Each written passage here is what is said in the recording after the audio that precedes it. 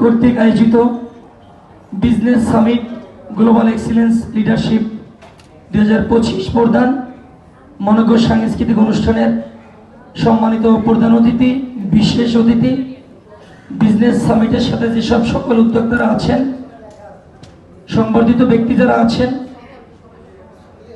আজকের অনুষ্ঠানের যারা আয়োজন করেছেন এবং সকল মিডিয়ার ভাই এবং বন্ধুরা, আমি সকলের কাছে ক্ষমা চেয়ে নিচ্ছি এবং সকলের প্রতি আন্তরিক শুভেচ্ছা, ধন্যবাদ এবং অভিনন্দন। গ্লোবাল স্টার কমিউনিকেশন একটি আন্তর্জাতিক ইভেন্ট ম্যানেজমেন্ট এবং এর পাশাপাশি বিভিন্ন সামাজিক কাজও আমরা করি। ইতিপূর্বে দেখেছেন আমাদের একটি কতগুলি স্কুল রয়েছে।